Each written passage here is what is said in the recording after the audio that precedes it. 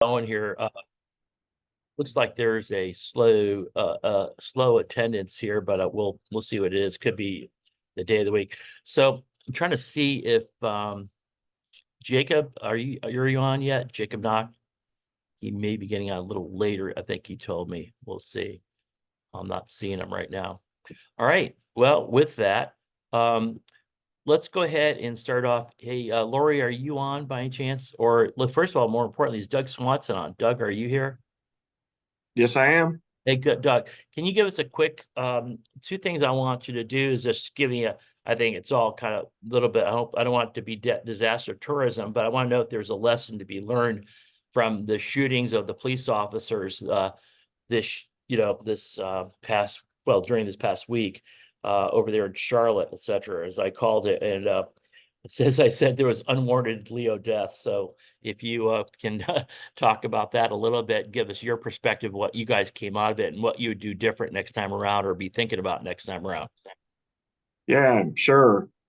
So obviously it was a horrific afternoon, Monday afternoon. We ended up with 8 officers that were shot. 4 were killed. Um, our biggest challenge, the reports have changed since we first talked. The initial report was that there were 2 shooters, but now they've essentially determined that it was just the one shooter. But he opened up with a automatic weapon from the second floor of the house as folks approached the house. So the biggest issue was getting to injured officers because he just had massive firepower going on from the second floor for a while. Uh, from an EMS standpoint, the biggest challenge was I was down in our communications center. We have 2 trauma centers. We had arranged for where patients were going to go to sort of divide them up.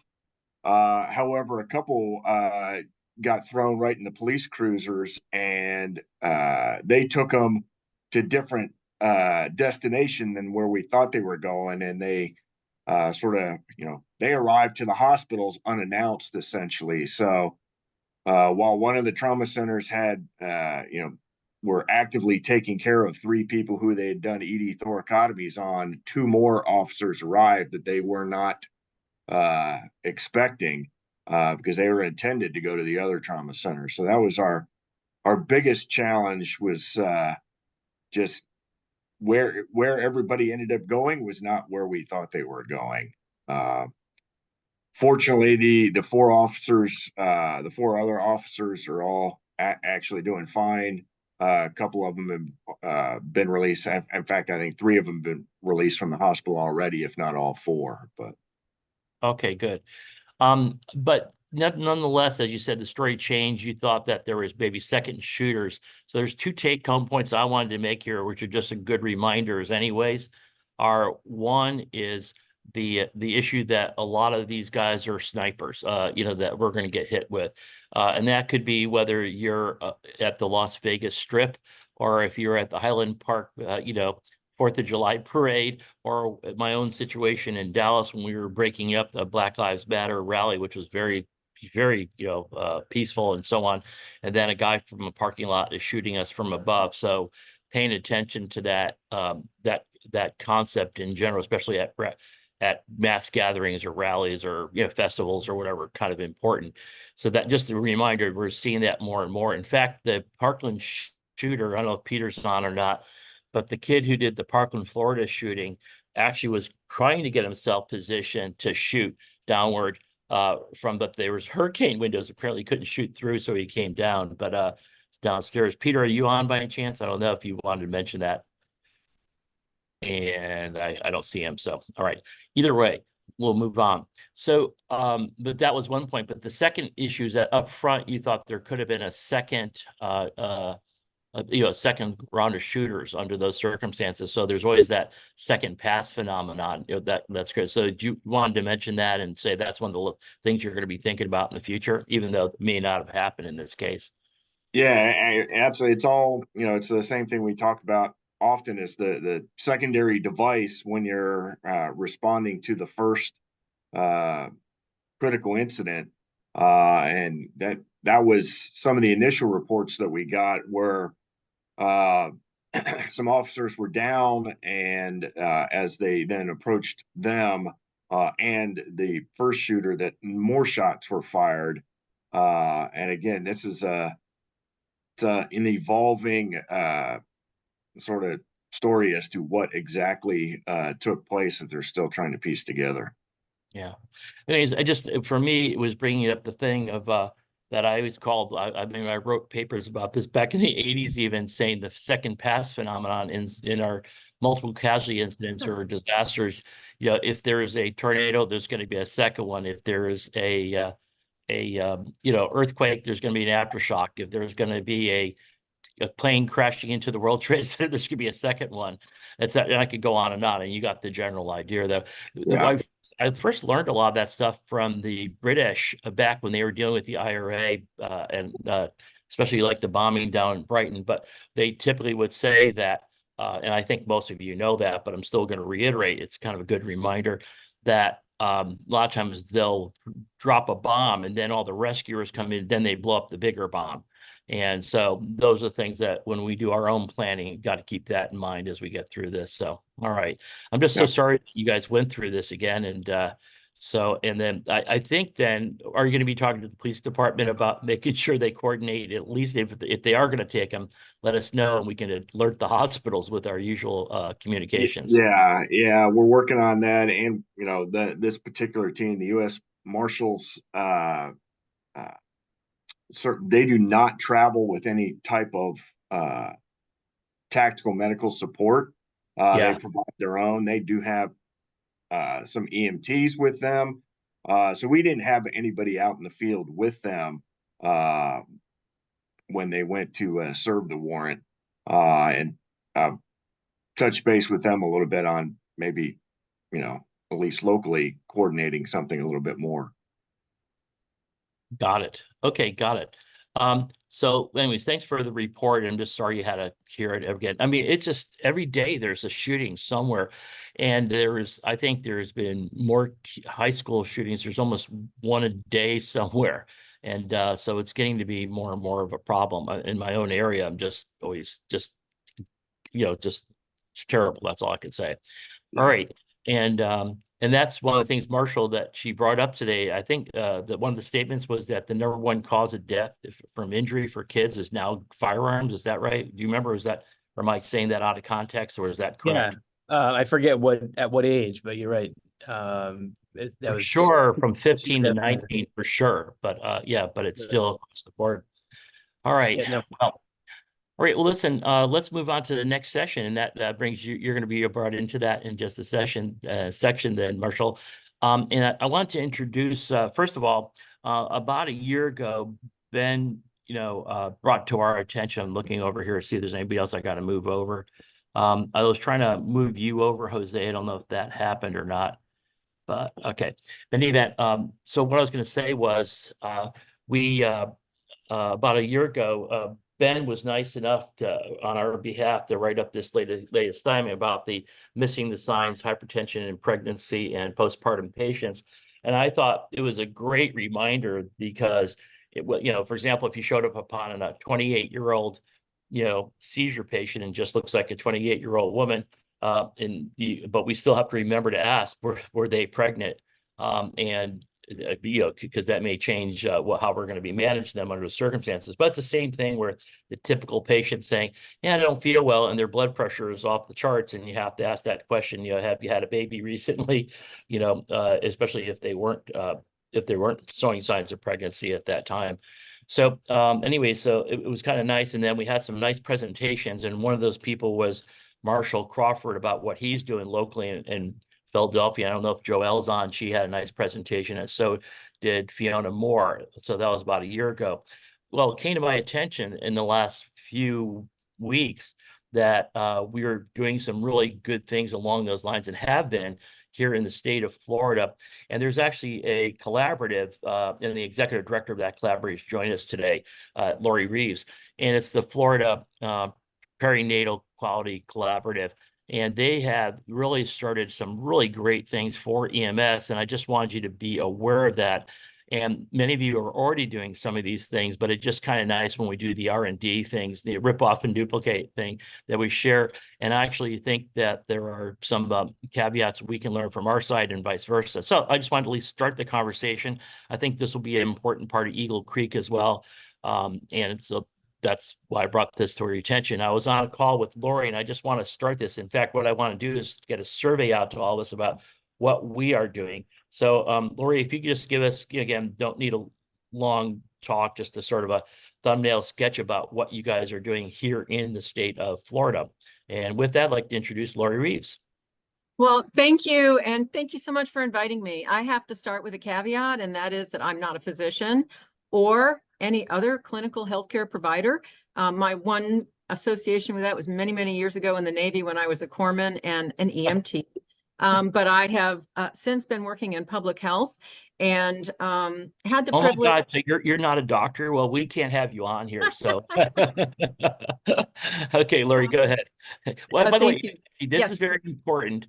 What is that behind you there? What mountain is Oh, that? that's the Grand Tetons. Ah, good. Okay, it looked like it. Yes. I wanted to confirm. Yeah. Okay, good. All right, That's my son's view from his porch. nice. Okay, Yeah. good. So I work with the Florida Perinatal Quality Collaborative, and I was lucky to be part of the formation of the collaborative back in 2010. We had this incredible group of leaders in our state that included Bill Sappenfield, who was at the time the state MCH epidemiologist at the Florida Department of Health, and many other leaders from ACOG and nursing organizations and other partners, both public and private throughout the state, that recognized a need to support hospitals in implementing change processes that could improve outcomes for moms and babies. And our very first initiative back in 2011, we only had 6 hospitals involved. And it's grown in the years since then. From that tiny little start, we actually paid those first 6 hospitals to participate.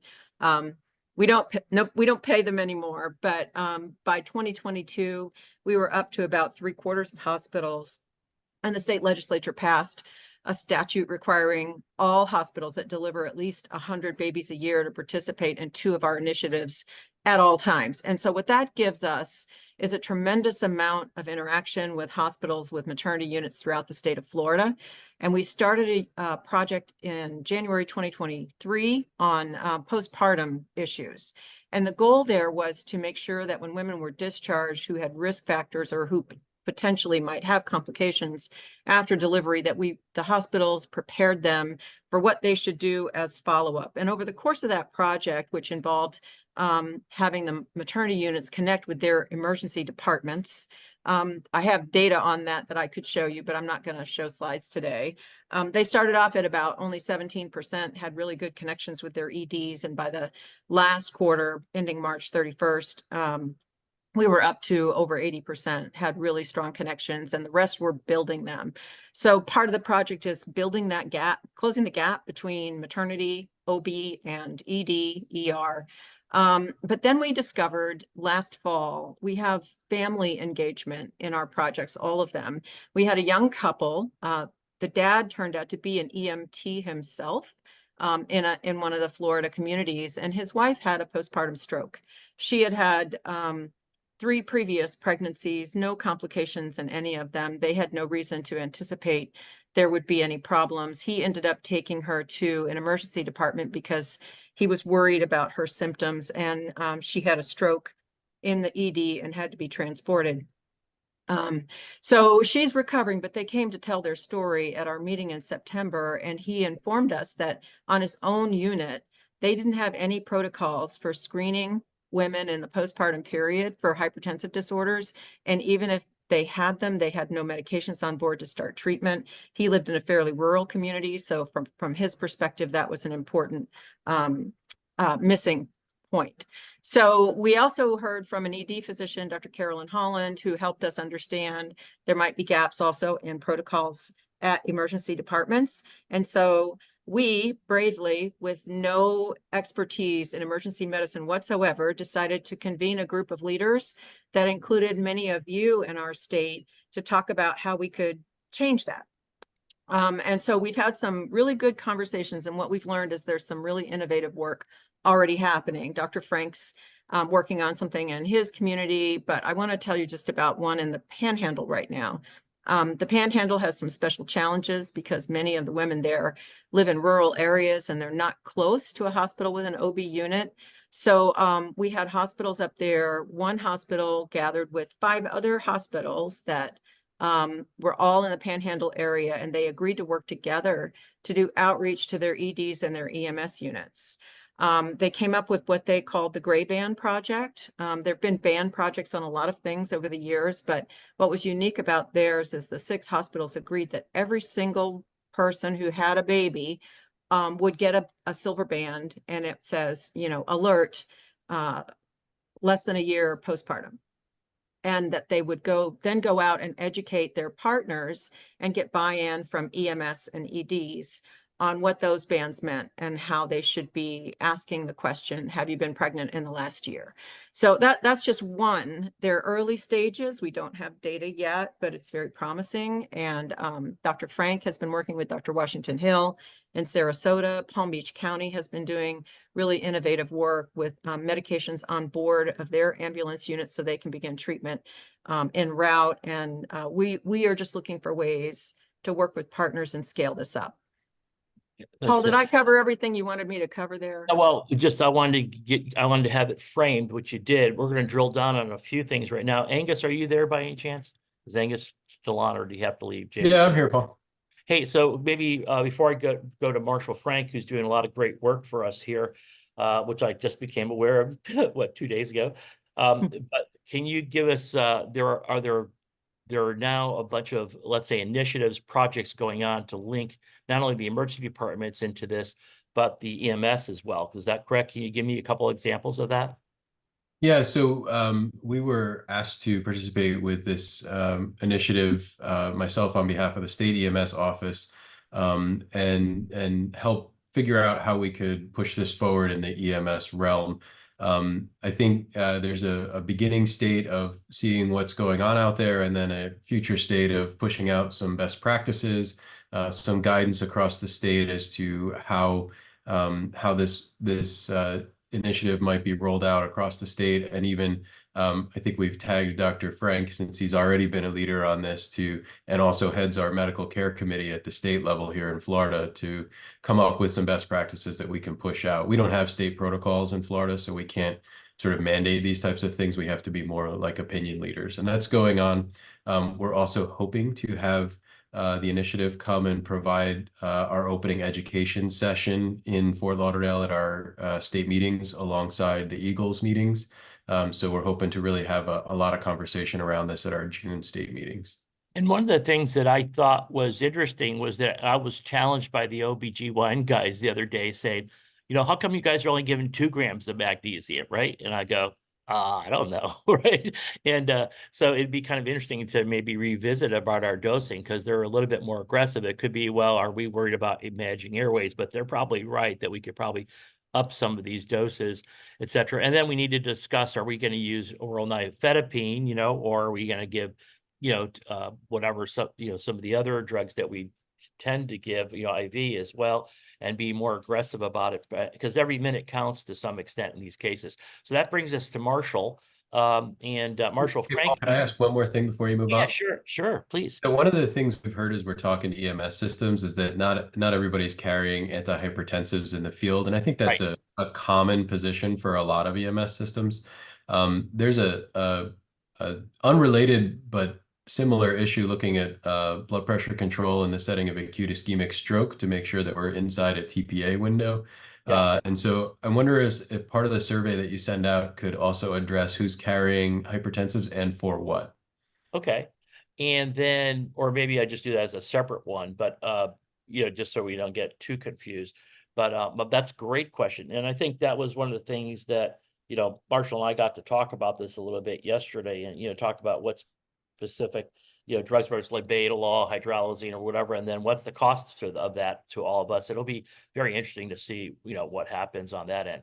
So let me first then toss that then to Marshall and just tell us a little bit about what you're doing there, and what are the things that you're thinking about? Because this helps me design the, what's the word?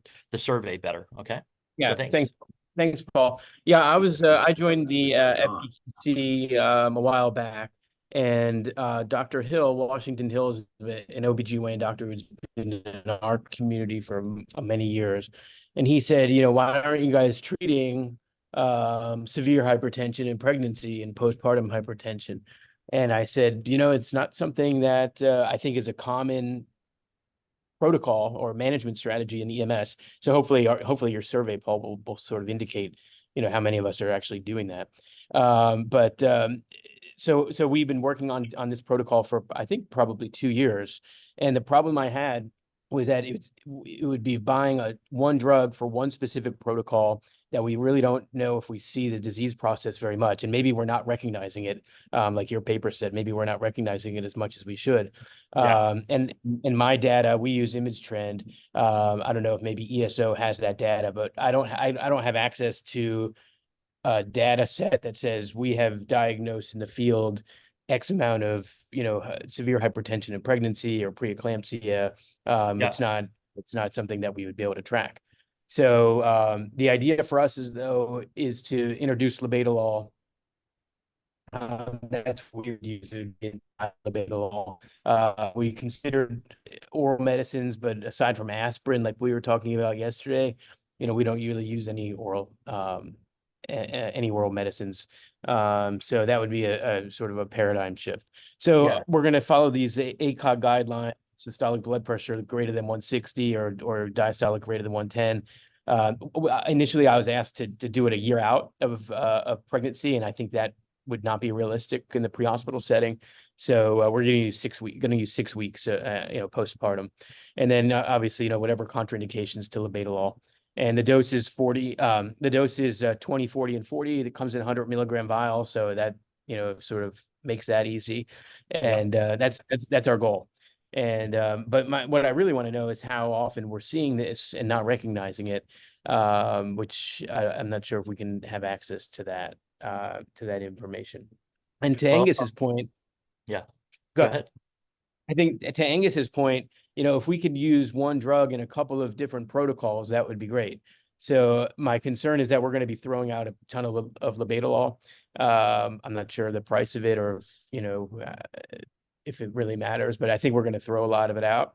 So if we can incorporate that into another protocol, like severe hypertension with suspected stroke or something like that, that would be good. As long as we feel comfortable that, we can get their pressure into a decent level that we're not going to tank them out. And John and Terry, I'll come to you in just a second. But I'm going to pitch to John Jew, because you've been using it, if I remember, for a few years, haven't you, labetalol? Yes, that's correct. We've been using it very successfully. In contrast to what Marshall said, first of all, we followed the ACOG guidelines. Actually, one of my ACOG GYN colleagues let me know, and our whole system has moved to labetalol, specifically as what Lori said right now. Our dose is actually 10 milligrams increments, and our cutoff point to using labetalol is 140 over 90.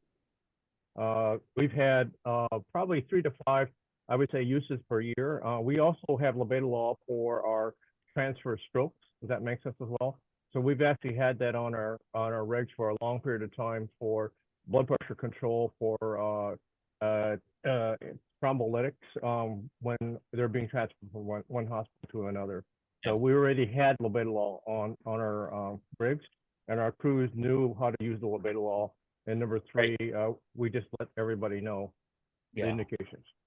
Yeah, I knew that. You're always doing the great stuff ahead of time for many of us. But what's the cost then? That brought up the issue that Marshall wasn't even familiar with. The cost is relatively inexpensive. It's not as cheap as magnesium, but it's less than probably $50. But don't ask the doctor what the cost is. So most of the time we're sort of clueless. It's like when the pharmacist. Exactly right. I know. We're clueless, period. Right. So, all right. Hey, so thanks, John. I knew you're doing it. I don't know if anybody else is doing it. Let me pitch to, I think one of the things I was thinking about magnesium is probably we're thinking more towards about coming upon someone with a seizure, right? And so then Terry said, let's keep pushing the magnesium until we lose the ankle reflex. Is that what you're saying, Terry? Yeah, that's what this old guy, Dr. Kopis, used to teach about Yeah. how to handle that problem back in the day. And it's a pretty cheap way to go, but I know.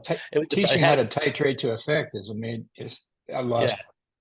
There was that, yeah, I would just thought it was just funny because, you know, because it was a classic thing from that neurologist. He was fantastic in giving us guidance at that time. You know, and just being a clinician too, right? Back to being a clinician. So let me go to John Kramer. Before I do that, I want to remind everybody today's CME code is 19390, 19390. And then for the Seagulls that had been on, it was 19391 with Carolina's talk, 19391. Okay, John Kramer, go ahead. Thanks very much. Laura, several folks have mentioned on the ACOG Emergency Department guidelines, and ACOG also has a task force working on EMS guidelines. Do you have any idea what the timeline of those are? The newest, they re-released the package that John referred to from 3 years ago, but they just released updates a couple of months ago. And the EMS right now, there's just a fact sheet. And they've said coming soon. So I don't know exactly when that will be, but I imagine sometime in the next couple of months. Sounds good. Yeah, thank you. Thanks a lot. And by the way, just Lori, as some quick introductions, we heard from the one person who was talking about his use of labetalol as the medical director for Portland, Oregon, and the surrounding counties, and like a billion other things that he does. And then John Kramer, who was just on, was the director of the Office of National Office of Emergency Medical Services at the Department of Transportation, and now is leading some great things on blood initiative, getting blood out into the streets, etc. And we'll come back and talk about that later, because that's going to be one of the things we're going to be pushing, is giving blood for some of these things that were their complications. And then Lori also taught me a really cool algorithm that I was not hip to, and it was about HIP, which is hypertension in pregnancy. So I'm really I had to learn that thing the other day when you guys were mentioning HIP, and I had to say, what's that? So it was good. So thanks a lot. The other thing is we had Terry Valenzuela, who had been the medical director for thousands of years in Tucson, and he's still with us as kind of an emeritus member, et cetera, and so on. And then, so Rob Dunn, you had a comment before I go over to, I'm going to do blood here pretty soon with Juan, so I just wanted to hear from you. Rob Dunn from Detroit. I was just saying, I guess I feel old because I remember, even though I don't seem like I'm old, you know, but Yeah. I remember us having the, you know, having Procardia capsules in the box and people, you know, doing bite and swallow Procardia, and it took years of data showing how harmful that was in Yeah. an asymptomatic essential hypertension, which is one of the reasons, you know, it's kind of like the big stick problem, right? People had something out there that could be helpful for a very narrow group of people, but weren't as consistently using it correctly. I think, you know, I totally agree with the labetalol comment. I would carry, I mean, we've had some discussions about this too, is carrying parenteral labetalol for this, in addition to ramping up magnesium a bit more aggressively for this, you know. And just from the stroke standpoint, you know, the real benefit of managing hypertension is for people that you're anticipating their reperfusion. So someone that's not going to be reperfused, lowering their blood pressure can make their stroke larger, right? I mean, there's pretty good data that you should be thinking about that, and you probably want that CT scan and a plan before you aggressively lower blood pressure. Again, it's more of a plea for labetalol than something else, because at least it's relatively mild. But you know, Well, I and think the other thing I think is coupled that with a lot of education. Yeah, I think you're absolutely right. I think on anything we do, we always have to understand that. And one thing, though, that is the small caveat here is, like, I wouldn't, in a general hypertensive population or stroke or whatever, I'd be a little careful as well. But in this population, as every minute goes by, things can be a little rougher.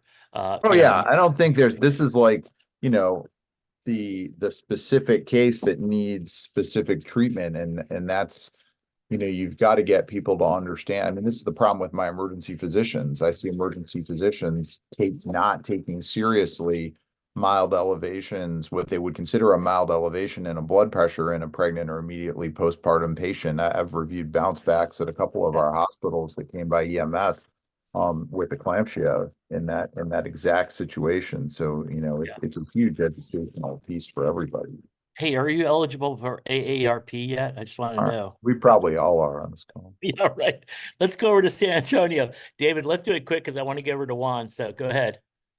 Real quick, onto the points made. We made the use of labetalol a physician order only, so you have to have a consultation with a physician, and that's because in San Antonio, everybody's blood pressure is 220, right? Yeah, right. We use it for pregnancy. We use it for stroke, gingerly, if their blood pressure is over 220. But as a measure, to Rob's point, is we made it a physician order only.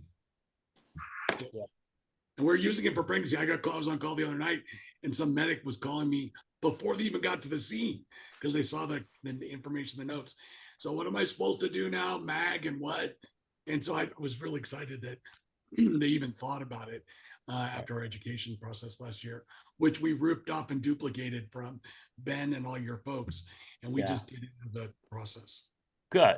Yeah, and you already hear about when I said we have the biggest R&D outfit here. You know, rip off and duplicate. So it's really cool. Now, one thing I now want before we do switch over, I do want to go to Crawford Meacham because you've been very progressive about doing things, and you started I think maternal care unit, if I remember correctly. You presented it last year at our Eagles meeting, but tell us how that went. Crawford from Philadelphia, can you get on? Are you still here? Crawford, are you there? Yeah, sorry. I was actually talking to someone. What'd you ask? No, I asked about, I said, you presented to us what you're doing to approach this as a special unit in Philadelphia. Yes. How did that play out? Okay. Well, best of intentions didn't get very far, but we still have great intentions. I mean, some of the issues are, primary issue is we need a hospital partner. We need to have some sort of partner that we can sort of refer pregnant patients to. And so what we would ultimately, and we need funding for it. So our goal ultimately is to have an alternative response unit dedicated to mostly postpartum issues, kind of like everyone already addressed. The issues primarily are going to be in the postpartum setting. And follow-up visits, blood pressure checks, stuff like that. And ultimately, and like I said, key to all of this is has someone we can have a healthcare system we can send the patients to and set up appointments and stuff like that. So we're waiting for money. The city's still going through budget cycle, and we are definitely looking for a partner. And we clearly don't have the structure that's in place in Florida and elsewhere for that. Yeah. So, any event, part of what I'm going to do is probably on maybe Tuesday afternoon, the 11th, at our meeting, possibly bring up more of a discussion on this. And I just wanted to bring it back to the forefront again, because I think, as Joelle put it out, it was like one of the leading causes of death, for young people. And it's a growing program, like she said, her data in California. So I do want to address this, and it's important for us to know it. And I really appreciate not only Ben bringing this up to us last year, but also all the others who have attempted to do this. So it's fantastic then. All right, but we'll drill down more on dosing and drugs and all that. That's what I want to do later. I want to open up the discussion, have you thinking about this now, and especially if I put out a survey to get more information. And Crawford, the reason I brought you on is because they seem to be doing a good job with hospital participation down here. So maybe you can find out about partnerships and motivations and all that. So that would be huge. Right. Yeah. Okay, good. So Laura, just want to make sure I hooked you guys two together and you knew about that. And there's other programs as well, which we'll learn about. Before I wanted to mention is that we're going to go into the area of penetrating trauma. And this is the 3rd of May. And there was a famous painting, I think I put in our invitation today, by Goya. Goya's 3rd of May. And does anybody know what that's about or what the background is on that? Any chance? It's from it's a re-depiction of the time when Napoleon invaded Spain, and it was painted in 1814, but it's depicting when that happened, which was in 1808, And there were actually two paintings, the 2nd of May and the 3rd of May. And that's the one on the 3rd. And Napoleon kind of tricked the Spanish as he into an allegiance and then basically invaded. And that's the massacre of the Spaniards by the French. Yeah. So, and it's hanging in La Prada, right? And it actually had some great political implications. It sent the message out like, don't get fooled again, kind of thing, right? So it was actually a pretty famous painting.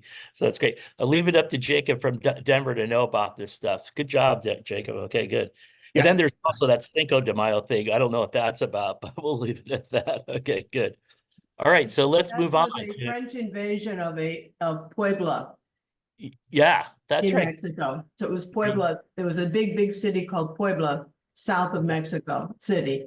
Yeah, yes, exactly. And of course, leave it to you, Eileen, to know as well, you brilliant people.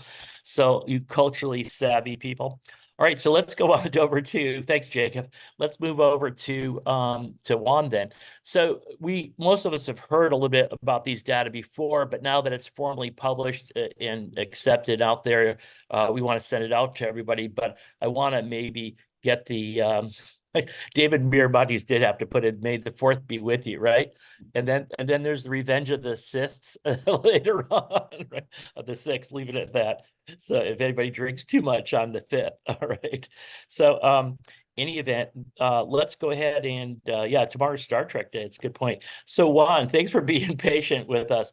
And Juan's a professor out there at Tulane in surgery and head the trauma services there in New Orleans. And we all know through Meg how much they've been being aggressively getting blood products out there. Specifically, they use RBCs, and now you're publishing some results. And I think not to bury the headline, and I'm starting to steal your thunder, maybe, Juan, but I think the most important part is there's been arguments in the past that, oh, it's only a 10-minute response time, or we'll be at the hospital in 5 minutes, don't give the blood.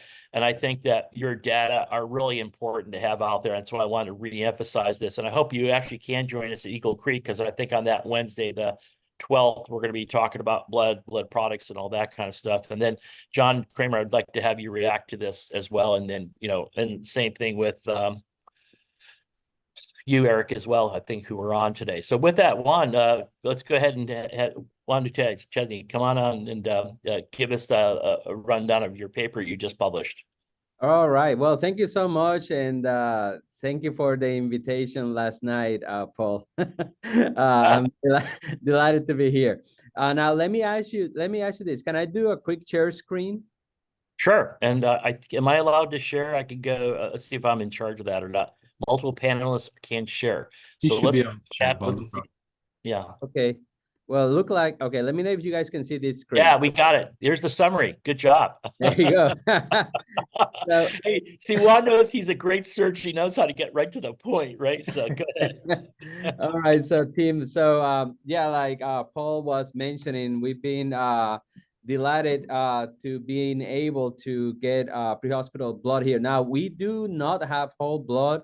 We have packed red blood cells because the main reason is, and it's not that we don't like whole blood. I would love to have whole blood, but right now we can get packed red blood cells by consignment from the blood center, which is our main supplier in the South, which means that if we don't use the packed red blood cell, we can send it back to the blood center within 10 to 14 days at free of charge. So we were not being billed. There's pretty much zero blood waste from the New Orleans CMS, and actually that blood has been properly used later on by the blood center by other sites. So we've been doing this since 2021, October 2021, and in order for us to get the ball rolling, it took almost 3 to 4 years to get the logistics, the legal part involved, and not only that, to get funded. And thank God to the Department of Health in New Orleans, they found funding, and that was actually instrumental to get the program rolling. So this is the third paper that actually we published regarding blood utilization in the pre-hospital setting in a fast-paced or urban setting. What we identified, or what we did, was we analyzed patients after penetrating injuries that received pre-hospital blood versus the ones that were basically controlled, meaning before the era of pre-hospital blood resuscitation. During the pre-hospital blood resuscitation, we basically, what we were doing is once the patient met criteria based on clinical parameters, systolic less than 70 or systolic less than 90 with a heart rate greater than 110, those patients actually received 2 units of packed red blood cells, 2 grams of calcium, and 2 of TXA. All that was administered prior to patient arrival to the hospital. So we decided to look at this group of patients after penetrating injuries, which basically were 61 patients. The control group was 82 patients. And what was interesting to find is that for the patients that received pre-hospital blood in a fast-paced urban setting, they received that first unit within the first 8 minutes of patient contact.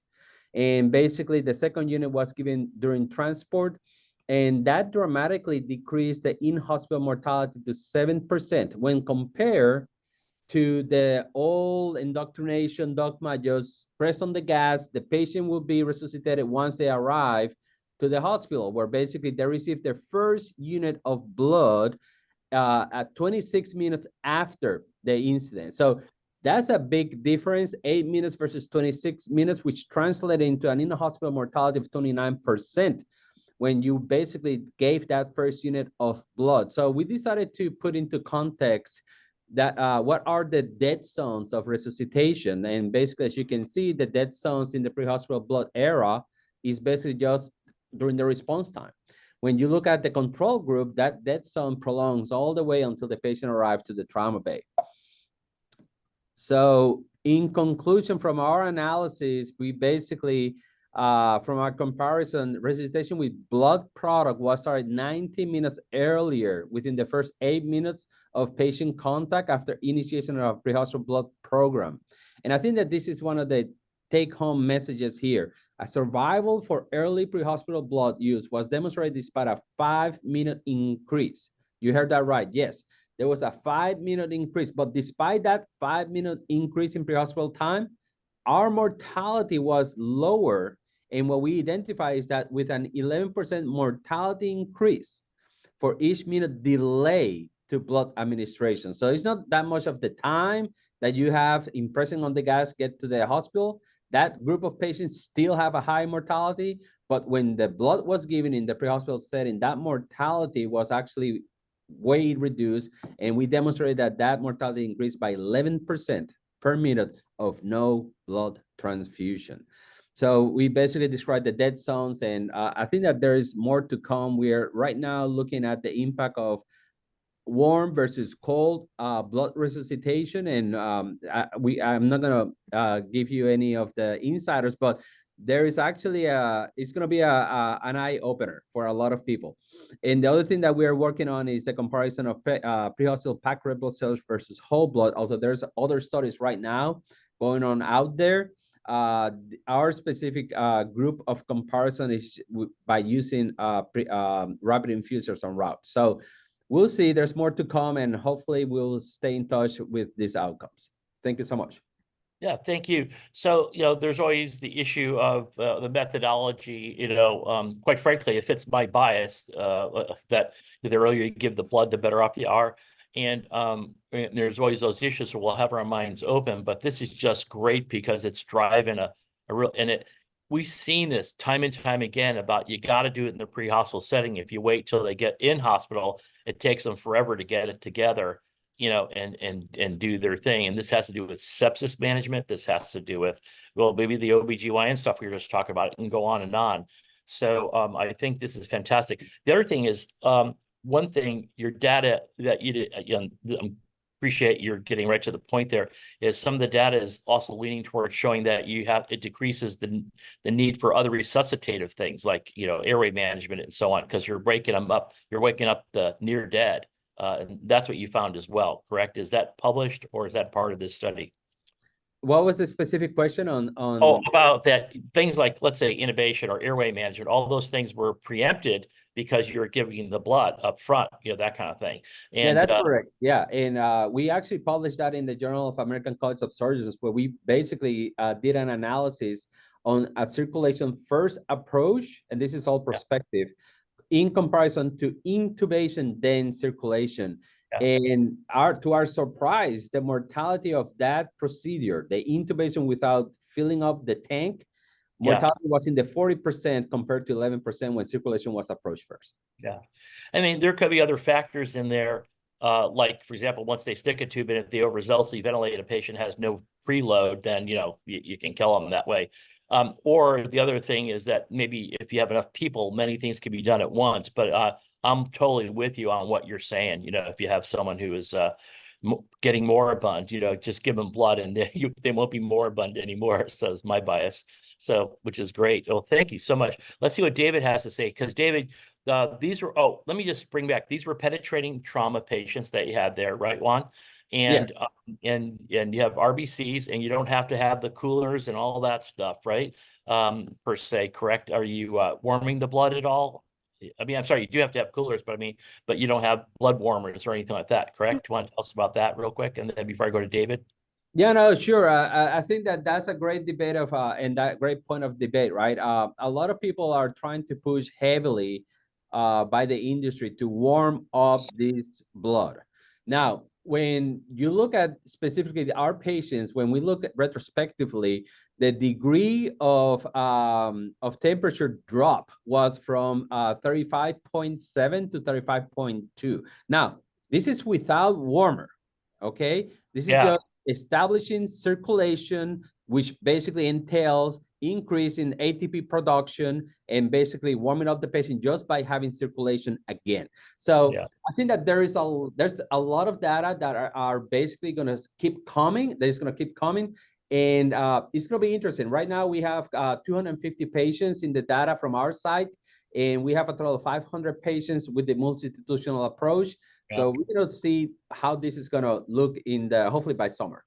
So one thing we have to do as a caveat there is that the temperature and humidity in New Orleans may be a different factor than if you're in Chicago, right? That kind of thing. So let's move over to San Antonio and then John Kramer after that. Yes. David, go ahead. Great, Juan. Great job on getting that published. I think it's fabulous. But I think, as I put in the chat, you're missing another dead zone. The dead zone from when the truck goes into park, we get the patient out, we get the patient into the bay, we transfer care, we do the ABC baloney dance, and then they have to get the magic armband before any nurse is going to spike the thing. So that is you laugh, but that is a huge dead zone. Absolutely. You should have a medical student measure with a stopwatch, click in the trauma bay, click blood running. I'm going to bet you it's 8 to 10 minutes. Amen. Amen. And David, you're right on. You know, actually, we try to look at this, but the data is so skewed everywhere. So it needs to be prospectively with somebody that will just be doing that. But you're right on. Definitely, you're right on. And this is coming from Dave Miramontes, RN, retired grumpy nurse, right? Because I could tell you, it takes a long time. Oh, you're an RGN. Okay, got it. No, but you're right. And actually, the transfer from the trauma bay to the OR, for God's sake, that's zone there all the way. Absolutely. Hey, so Juan, we do want to have you down, and hopefully even if just for the afternoon of June 12th, but I'd love to have you and Meg present the information on June 13th the next morning as well. Definitely. So keep that in mind, and that'd be great to have more. I want to drill down on this stuff more. It's because we only have a limited amount of time. You got to get back to the ICU. Let's, John Kramer, you know, who's running the coalition nationally, got things going. John, what's your reaction? Is this helpful to you, or questions about it?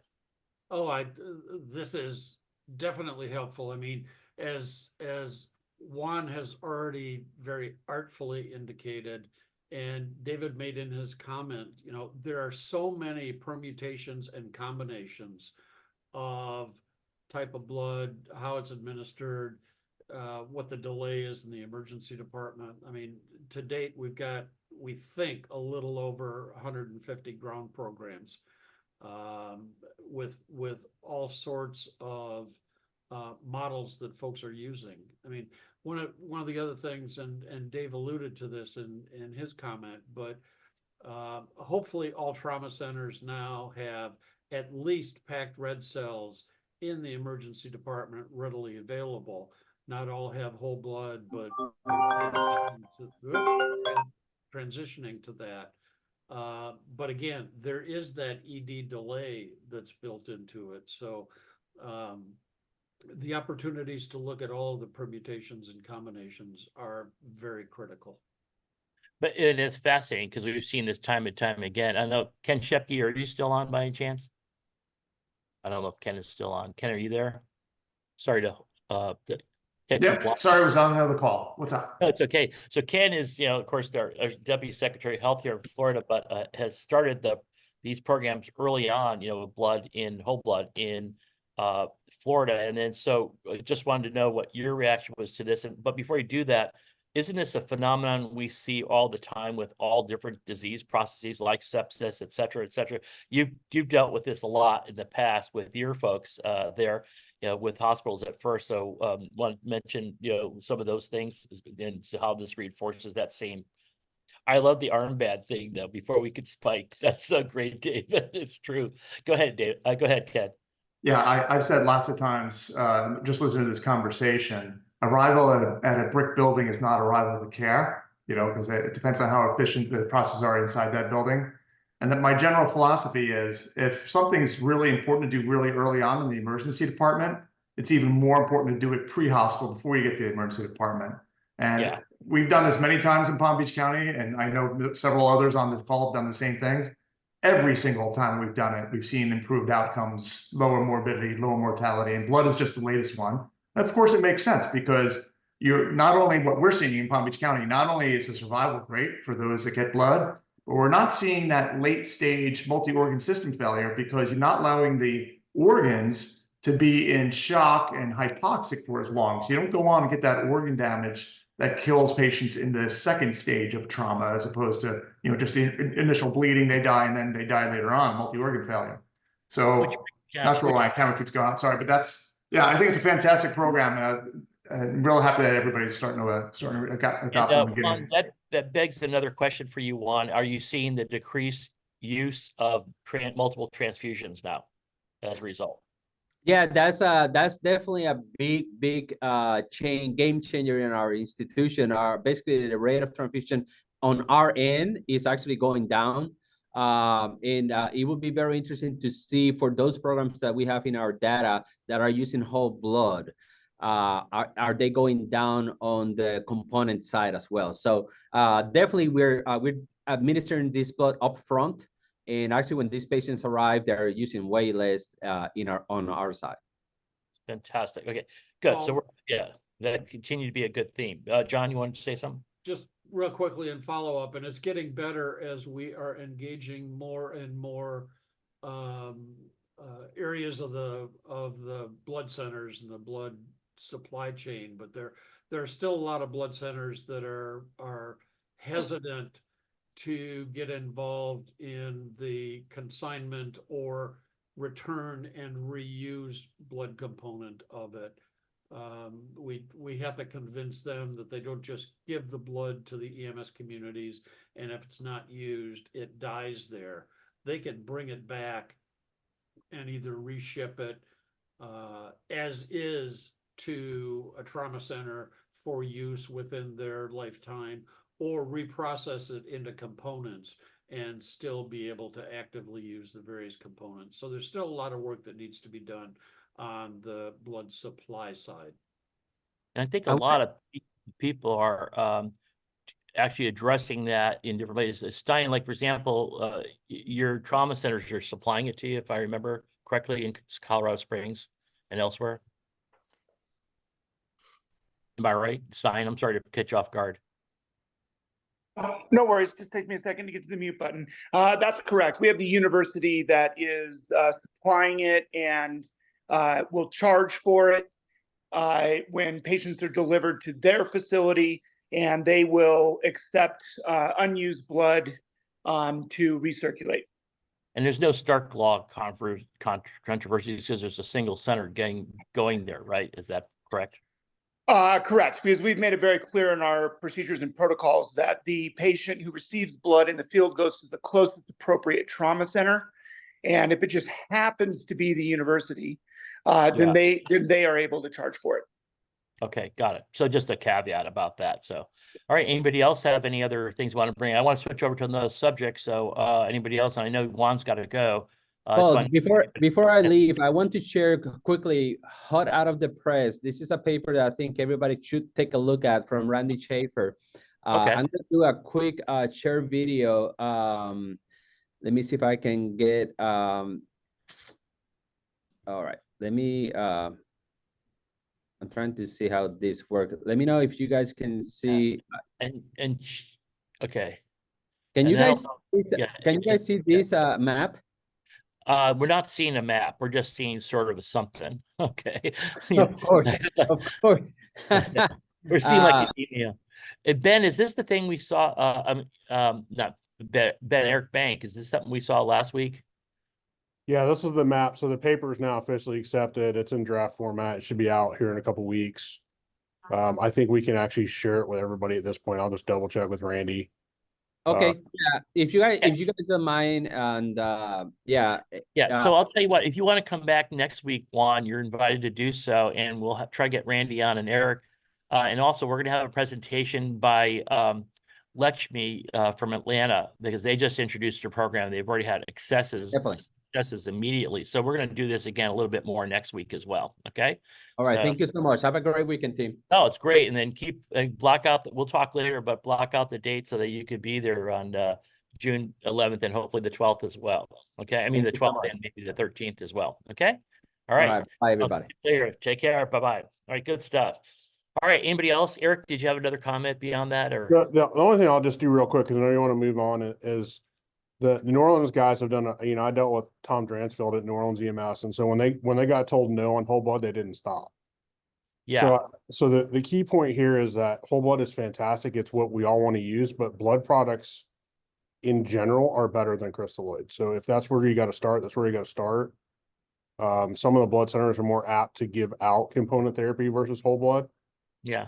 But again, at the end of the day, when you look at their numbers, their survivability and it is fantastic. So Dave Miramontes, he was talking about a crystalloid. What is that? Is that the pasta thingy? That's pasta water. Water is only for pasta, not for patients. That's great. Thanks a lot. I want you to know that today when I heard the grand rounds down there in Tampa, they did quote you on that one. I just want you to know about the pasta water. So it's good. Thank you. All right. So next thing I want to get over to, unless someone has to get off and has an immediate report that they can tell us about, I did want to go to kind of an interesting thing. As you saw on the invitation, I showed a copy of the Vive AED, which is about 4 inches across, right? 4 inches tall, it's square, and about 3.5 inches deep. So it's kind of a very portable AED that you could take along, and that's been on the market. And it was one of those things we thought, especially when I deal with celebrities or we deal with athletes or wherever you're going to different places, or even the president, you can't, it's political that you can't show that you're carrying around some equipment that make people suspicious that there's something wrong here instead of just the right thing to carry along. And so I've been fortunate to work with the NBA trainers for the last 30 years, actually because of an AED that saved. I was right there in front of Kenny Smith. Did I ever tell you that story, Barnett? I didn't know if I told you that story or not. But No. yeah, I'll come back later. But in more detail, but the short version is that I was coming ironically out of a TV station and in Houston talking about the importance of citizens doing CPR, right? And I'd already trained all the firefighters, even if they weren't EMTs and AED we were using them. Well, all of a sudden we get called for a cardiac arrest at the summit where the Houston Rockets were playing. And Kenny Smith, who I think a lot of people know as a commentator now, was there, and he was talking to a super fan that had just attended their practice, and the guy just dropped dead right in front of him. So we came along, and Ray Melchiori, the trainer, came along and started CPR. We came with the AED. I was with the engine company because the nearby ambulance was pretty far away. And we shocked him, and the guy starts waking up before the paramedics got there. And he goes, "What is that?" And then the next thing I know is they had me, come down and meet with you guys, and everybody got the AED. So you guys are way ahead of the curve. You're a great group. And so we talked about you guys looking at these new portable things as well, so you can carry them everywhere. and you guys were looking into it. So let me introduce you, Barnett Frank. Dr. Frank is a director of performance science there for the Utah Jazz, and he's one of their trainers, and has been looking into this for us on behalf of the on behalf of the group. And tell us how that all went, that kind of, because we were excited at first, right? And maybe tell us the pros and cons and all that. Yeah, so just kind of a little history of how we got introduced to them. They reached out to us as a group. I per happen chance kind of have taken over some of the vendor and partnership work that we do, because a lot of the work we do, obviously there's tons of technology and tons of people that want to come sell us things at our annual conference. We have our combine. So, we kind of have to have a bit of a filter in terms of all the tech that comes our way and all the resources and materials. And this came across my desk, and I was like, this is a really interesting tool. And they reached out to us, and I said, there's a lot more to this. And there's a couple of things that really stood out to us is, we're taking off and landing on an airplane over 150 times a year by the time it's said and done in any given season. And the portability of these AEDs is paramount. And that doesn't go just for us. It also goes for some of our security staff, some of our coaching staff, just folks who are available to us. So when we saw the portability component of this, we were really, really impressed. So that was probably the first thing that stuck out to me. But then seeing some of the connected capability of the device, and I know some of you have kind of reached out in the chat, and John, I see that you're holding one up. I mean, it's the size of your hand. Who's holding it up? John's holding up. John Cromer. Hey, John, you want to hold it up again? That'd be great if you don't mind. Yeah. That'd be. I also have one right here. Okay, Yeah. good. All right. Thank you, Go. Yeah, that's good. Stein, come on with that. Just hold it for a second more, just so people can get an idea about what it looks like. Let's see if I can pop you up. Okay, talk. You got to talk to get you on as the lead guy. Oh, can you hear me? Yep. So here it is. I have one of these at my home, and we're starting to supply police and expand our AED registry with these as the preferable AED because of the points that you just brought up. Yeah, where are the pads for that, by the way? The pads are right here, this little red tab on top. You just pull it and the pads come out right from the back. And it's about that thin right there. Okay, good. All right, let's move on then. Go ahead, Barnett, because I'm glad this is kind of a fun discussion, because we're all tempted here, but there are caveats, right? So go ahead. Yeah, and I think hearing from your guys' end too, from my perspective, is important also as I'm communicating this to my colleagues, because there is a connectedness component, and there's other AEDs that have some connectivity to them. But what I kind of like is the push-pull component of these devices. And we'll get to the caveats of that in a second, because there's a fee that is associated with the push-pull component and the management fee. But what seems to be nice about them, and John and Stein, maybe you guys can speak a little bit on this in terms of your experience, but what Avive is trying to come up with is this concept of these 3-minute cities. That's kind of what they talk about, or 3 or 4 minute cities, where someone could have an AED regardless of where they are on them within 3 to 4 minutes. Now, is that overselling and overzealous? Absolutely. We understand that. But having an AED close by that is connected, and essentially someone calls 911, and then I could be in my car and the AED lights up and says an emergency has been reported near you, navigate to the site. That's useful to me as both an athletic trainer individually, and then as a first responder who wants to help out where we can. So no, go ahead. Did you have something? I just coughed. Go ahead. You can go ahead. Oh, no, sorry. So there's a real cool component there. And what we found to be nice was that for lay individuals, so let's give some scenarios where our arenas are. We have our arenas, we have our practice facilities, we have the plane, we have the bus. For us, we're not managing all the AEDs most of the time in our arenas. There's either another company, or there's our local EMS. There's also just the arena management side of things. But to have virtual visibility of these, what their charge status is, what the expiration date is on the pads, you're seeing that all in real time, and you can monitor them all at once. And we thought that to be a pretty nice feature, especially in our arenas. Let me interrupt and tell them what that means. I'm going to drill down. what that means is they're connected to GPS, so they physically know where it is. Like if you set it down somewhere or oh, where'd I leave it? I've had that happen, a lot of times, I'd usually have an AED under the stage, like with U2 or whatever. And, and then all of a sudden one day I come in, hey, where is it? It's missing, and, we got to put it back in place. And, that's one thing. And the other thing I'll just jump ahead about the connectivity is not only do you know where they are, but when it's activated, the company knows about it and they respond right away and make sure you get replacement parts.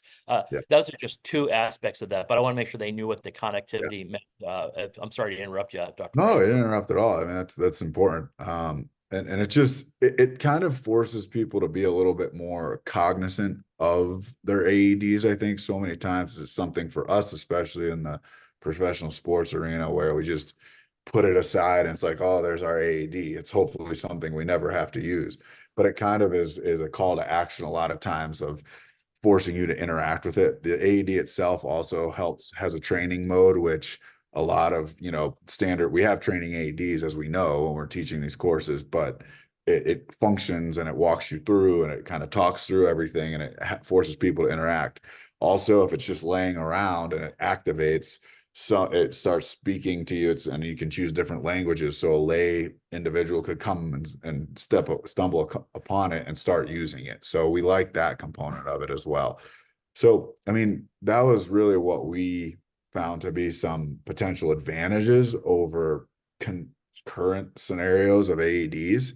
And it does seem to connect and integrate well into EMS. The other piece is it starts streaming the rhythms to the local hospitals right away the second it activates and it's on the patient, which for pre-hospital care may be important for EMS as well, knowing what kind of rhythms they're dealing with. So that's the other piece that we thought to be pretty nice. Now, again, I think that requires a little bit of some kind of communication on the hospital side, how this is all set up. Those details I don't have, and how it works directly with local EMS. Avive would be the ones to speak to that, but I know that's something they're really, really pushing and working with local EMS to work on. Well, yeah, and then let me interrupt you there too, is because here's the other thing is what if you have it with you and like in your case or my case or whatever, we're in the next city 3 days later, right? And it doesn't work in that city in those hospitals, right? So Correct. there you go. Yeah, and I'm pretty sure it does because it's connected over multiple types of networks. It connects to a Wi-Fi signal. It kind of hops on to Wi-Fi signals. There's some way they can bypass some of like locked Wi-Fi. There's ways that it somehow bypasses that. They've figured something out to work with just general kind of way it hops on the internet. It also has a full-time cellular connection at any point in time. And then it also has GPS, obviously, for location. And then there's like Bluetooth connectivity to phones, whatever. I mean, I don't think we're going to be concerned connecting it to our phones at any point in time, but that's just kind of how it has been used. Just again, I think from a general portability standpoint, and then just the way that it kind of forces people to have this in our arena, in terms of our profession, to be thinking about AEDs and just in general cardiac emergency. I don't know if you paid attention recently, but unfortunately there was a sudden cardiac arrest that occurred.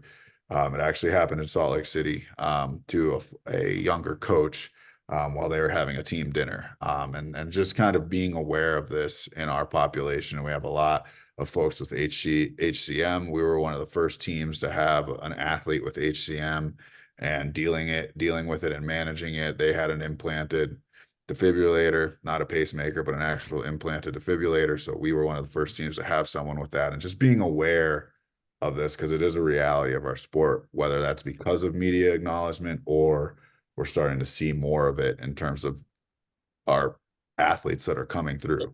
So Barnett, one more thing I want to say, okay, so we've sort of focused on our little world to some extent, of celebrities, athletes, blah, blah, blah, that kind of thing in that high profile arena, so to speak. Do you have friends, you're at Salt Lake, don't you have friends on the ski patrol? Yeah, so a good scenario was there. I mentioned it to a few folks on ski patrol here up in Park City, and having these AEDs either throughout the resort or having them way more accessible to the ski patrollers on site, because instead of carrying around an AED that's probably a 6-inch by 6-inch or 4-inch by 4-inch footprint, as you guys saw, they're much smaller, and these can be carried in their packs way easier. Or out And on your, or out on your boat or whatever it yeah, might be. yeah. And then I give Dr. Pepe the example. I mean, talking about vacation right now, but like my girlfriend and I go to Croatia in the summers. We go out on a boat, and you're out on these boats in the middle of the Adriatic. And I have an 80-year-old father, granted, knock on wood, he's in great shape, but like whether he's 80-year-old or there's someone next door or whatever it may be, if this happens on a boat or some of these smaller kind of chartered yachts, it's over. Or lake, or someone at a lake scenario, and Right. we have those, our celebrities or our athletes are going out on boats and doing what they want to do. So Yeah. to have that Just out accessibility, of curiosity, since you said Croatia, do you go to Hvar or Dubrovnik, those areas? kind of like I like Vis. It's a little quieter island. Don't really need the crazy party scene that's out there, Yeah, but it's smaller exactly. islands. Yeah. But look, hey, I think we got the general idea. This is Yeah. kind of cool. There's all this great stuff that could go with it, right? And so on. Now tell us about the other part, the pro con. Yeah, the interesting part is it seems But that the John, do you have something to ask before we go on to that? John Kramer? No, finish up and then I'll chime in just a quick. Yeah, and I want to chime in from your end, John and Zion, and just kind of hear how it's gone and kind of on your end of it, because obviously we're kind of on one end of it, but I'd like to see how it's working within your network. So that's where I'm interested. But the only caveat is kind of seeming to be the price structure right now, and that's not fair for me to knock Avive. It's changed a little bit as they've been a kind of growing and evolving startup company. So initially it was kind of like lease to own, or kind of be paying a subscription fee for the actual device itself. And then there wasn't much money up front. Dr. Pepe and I have kind of combed through the website now. And it's funny, I just got an email from one of their sales guys right before this call today. So it was kind of interesting. But Kyle, by any chance? no, it wasn't Kyle. It was, okay, good. yeah, it was, I did talk to Kyle last night, but go ahead. Yeah. Yeah, I'd like to hear what Kyle had to say too. So yeah, I'll tell you. So, it seems to be about $1,700 outright, which is more on average than the average AED for the most part, especially when we can purchase these in bulk pricing. And I'm sure they have lower, deeper discounts the more you buy, but it seems, and then for the first year, it sounds like you get kind of the whole connected service overall. But then following forward, you need to pay for that connected service. And the one thing that we haven't gotten clarity on now as it's changed is, are you paying for that connected service per AED? Or let's say you have a group of 50 AEDs you're responsible for. Does that cover them in a certain package level? And that's where things have changed a little bit. And that's not fair for me to speak on behalf of the company, but as we've been working and growing with them, and Dr. Pepe, you might have more insight on it now based on talking to Kyle. I don't know where it's gone, because the real attractive piece to us was purchasing kind of, or paying a subscription fee. And as the technology evolved, being able to get a new AED as, let's say we have one for 3 years, they come out with a new one, they swap them out and give you another. That was really attractive to us. So this is where we kind of, things have changed a little bit now, because I'm sure they need to, appease their investors and improve their bottom line. So, but in terms of an overall concept, I really, really do like it. And again, to like sum it up, the priorities seem to be the portability component. Like I want one for my home here. I would be willing to spend that money regardless personally, have it here. And then also just the component that it's connected. So those are the two take homes for us. Yeah. So anyway, so they're planning to meet with me because they know I'm supportive of you guys, but we gotta do a little better job. So just so you're aware of it, probably going to be meeting with them in Chicago when we're at our whatever, and maybe you and I I'll make sure you and I are connected and be. The latest thing they told me is that yes, it's about $1,650, and then you got tax. Your ballpark was absolutely right. Now it's about $1,700. So is it worth it? Because you're instead of paying, let's say, $800 for what do they call those things, like heart starts or something, or the Philips heart start. Things. It's twice as much. So you can get two of them for the price of one there. But for our purposes that we talked about, the portability, it might be very, very useful from that point of view, etc. May be worth that extra price for the reasons you're just stating. But then you can just buy it outright and that's it. And then after that, you have to buy your own pads, you have to monitor it yourself and all that kind of thing.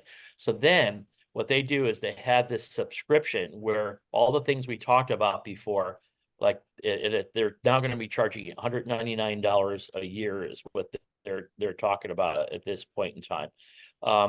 if I remember it, with the subscription, and then that is like bottomless pads, and they said it's a rechargeable battery, so you don't have to change batteries and all those kinds of things, etc.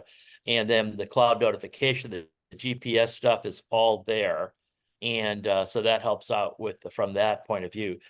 The other option, but that means for every one of those you have to pay. So if we got them in bulk, maybe that price would go down. But if you, as an individual, you're going to be paying another. So let's say over a 5-year period before they get to the next version of it, you would be paying, close to $2,700 or something like that for that. The good news is that they'll replace your pads and whatever else right away, etc. The other thing they have is a lease thing for 5 years, where you do about $539 per device. And by the way, that $199 I talked about is not just to you, it goes for every device you have. So if we got 200, you would still be paying that extra amount as well during that period of time. And so anyways, you do a 5-year lease, and then the price might go up like that, and then you can buy it outright or whatever it is. That's kind of where they are now. And I think they're all they know there's been some pushback because of the money. Angus just said they were going to get them in their system, but it was cost prohibitive. So it was a no-go. So let's first go to John Kramer for feedback, and then we'll go to AJ. Go ahead. And by the way, Bernadette, just you here, you've heard the introductions of some of these people, so you know who they are. So Yeah. that's good. Hey, John, go ahead. Appreciate it. Just Hey, quick. by the way, was this interesting for you today? By the way, Bernadette, all the other stuff. Oh, we talked- absolutely. No, I think it's great. I mean, we've become more and more aware of this, just whether it's cardiac emergency or just kind of emergency preparedness. It's all about planning. Like, as everything's happened with cardiac issues or mass casualty events or whatever, it's been like, it's a reality for us now. It's always been a reality for us for sure. And I think in my colleagues, and I just think we're very much more prepared. The NBA's put up more, like, we have 3-minute meetings. Like, there's a meeting at 37 minutes before the clock before every game now, where we meet with our EMS. Each team meets everybody. They ensure all the signaling is understood, and it's just a lot. And that's what I'll be talking to you guys about in May. Well, it's May already. Whatever, it's 2 weeks, 3 weeks. I don't know, it's even less than that. And we'll do the next phase of things, which is good. All right, let's go over to John Kramer then. Okay, sorry, John, go ahead. No, that's fine. I mean, just in addition to the size and the connectivity and things like that, I mean, you can use it. It goes very nicely into a MOLLE pack. I've got it combined with an IFAC, so tourniquet and all the associated bleeding control things. So it just works very nicely in a MOLLE pack. Correct. And so you have some of the other things that you want to have in there as well. In some of our circumstances, like, for example, if you're walking around with the president, you don't want it showing up, because then they'll say, he needs an AED, he can't, vote for the other guy, kind of thing.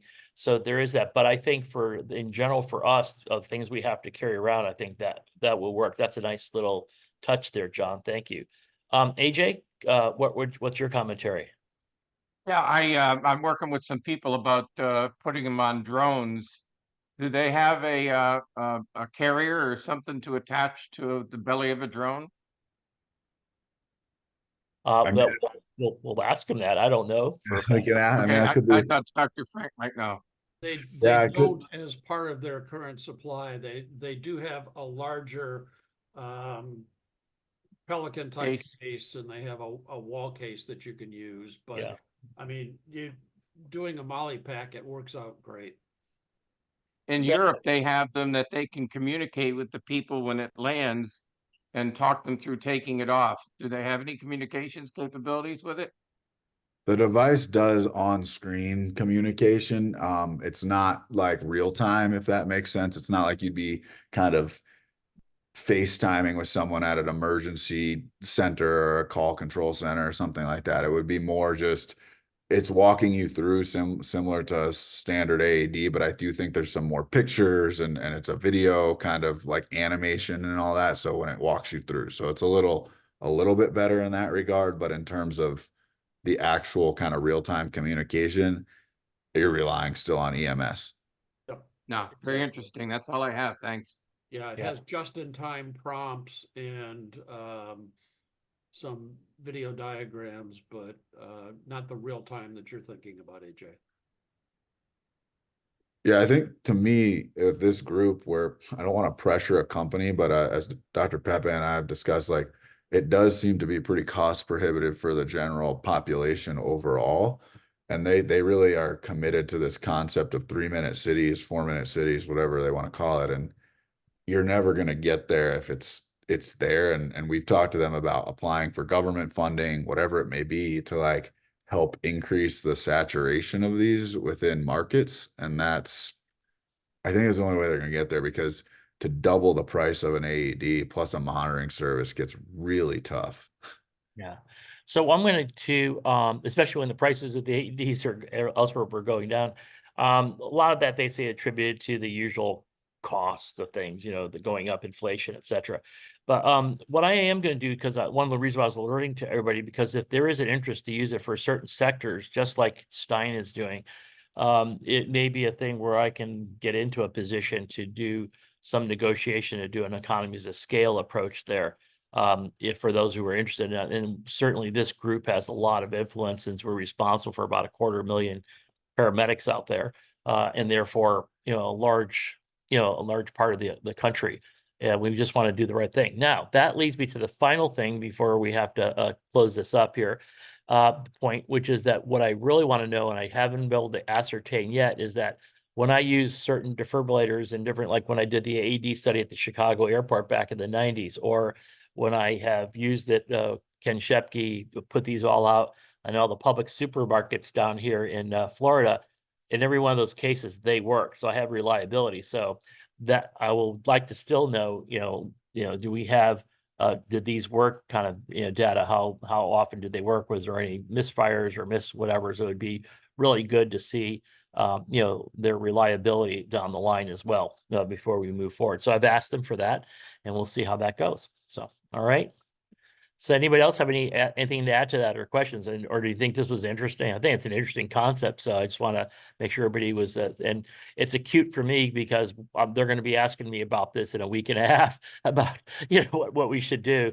And I think you're right ahead. You're on top of it all, Barnett. So thank you so much. This was I appreciate really your guys' insight. I mean, I guess the quick question I would have to the folks here on more of the EMS side, if this truly worked and was integrated, whether it's a sports scenario or just a general population, or I guess in our scenario, like support, like do you see any advantage to this relative to a standard AED? Because that's important for us. Because if there's no true advantage, like let's say it did everything it needed to, forget the cost. If it was streaming a rhythm, if it was helping people see it better and walk through the process, and like, do you see any benefit there? I mean, you guys are going to come in and put your pads on and do what you need to do anyways. And we're going to step away. I mean, right. but, And we're going to tell the hospital what happened. So we don't need yeah. all that stuff. Do you truly see any benefits as folks being on your end, kind of directing systems? Yeah.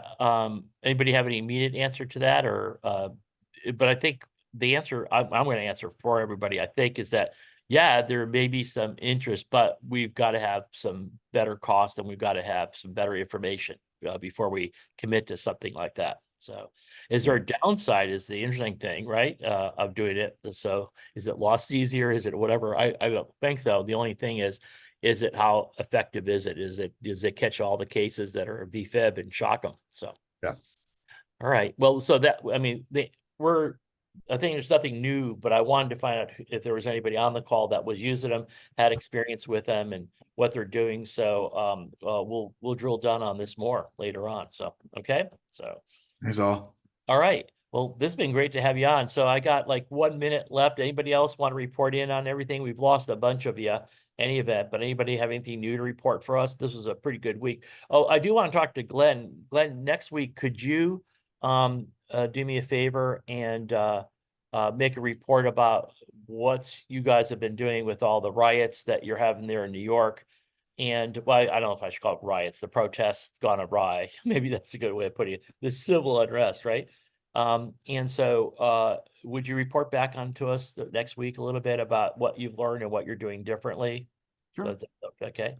And Bjorn, we hadn't talked to you for a couple of weeks, and so anything new up there in St. Paul, rather?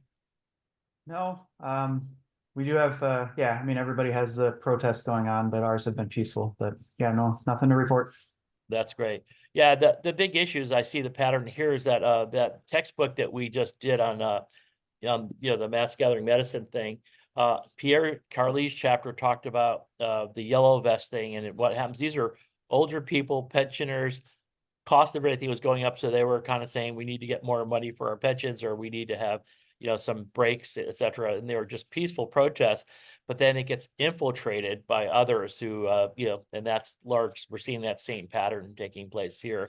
That you know, which is, and then how do you handle the medical care there where there are violent people? And it's a interesting scenario. So, Glenn, will you be willing to talk to us about that next week, or anything you tell us right now? Sure. You know, multiple college campuses, not only in New York City, but obviously throughout the country now. You know, I've been going through, for the most part, peaceful, so to speak, but Columbia was one in the news where their encampment, they were told 2 p.m. by last Tuesday they had to shut down or they would, you know, take action. They didn't take action until later in the week. Finally, when they broke into one of the buildings through a window and such, it got pretty bad. They hunkered themselves in. They claimed that, you know, a lot of these protesters were professionals, not students. And so anyway, NYPD went in at the request of Columbia's president, saying now that it's disruptive and it's a potential danger to some students. So NYPD had a massive entrance. They went in and they arrested. On the Columbia campus itself, about 110, of which they said 40% were not students. So yeah, that's true. There are quite a few that were not students and were professional instigators, so to speak, but that meant 60% still were students. Soon after they closed that area at the City College of New York in Harlem, they also had these protests going on. They set some fires to the gate and things. So PD went in there and made arrests. Then at Fordham University overnight that day in the Bronx, that also occurred. NYU, then they had a massive gathering at Foley Square, right where Trump's trial is going on downtown Manhattan. And all the way up to the Village, into the Washington Square Park there, where they gathered. That was pretty peaceful, but that wasn't a campus demonstration. So it's still going on. PD has requested to stay on. Sorry to interrupt you. So what I really want to do is see how that impacted EMS and what it did to your resourcing and all that. Yeah, we've had to, but can you report on that next week? Because I got to get everybody off the call, and I want to hear still see what Mick has to say from Dublin. Okay. Yep. So Mick, go ahead. Thank you, Glenn. Mick. Sorry, it was going to be a brief to add on to that, Paul. We had a lot of this now in Trinity College this week. So the college have now tried to put a squash on this. They've issued a bill to the Students' Union in the college for 241 grand for loss of revenue from the Book of Kells library because the students blocked access to it for 6 days this year. So this is gotten huge coverage now, and it's all Palestinian protest in the college by students. All right, So why don't we do a session on that next week and have you talk about it, and we'll have Glenn talk about it in more detail for everybody, you know, and anybody else who wants to join in onto that one. And I want to know what I think. It's nice to hear again the disaster tourism, and those things that I love the nuances of what you just tell us about what you guys were doing with the Cal, and so why don't we do this? I want to know what the impact is and what we need to be doing to prepare, whether we're in hospital or out of hospital. Okay. So, okay. Sounds good. Anybody else want to say anything before we get off? Otherwise, welcome back, my friends, to the show that never ends next week. And Barnett, thanks for joining us. You're welcome back as well. All right. We'll see you later then. Take care, everyone. Take care.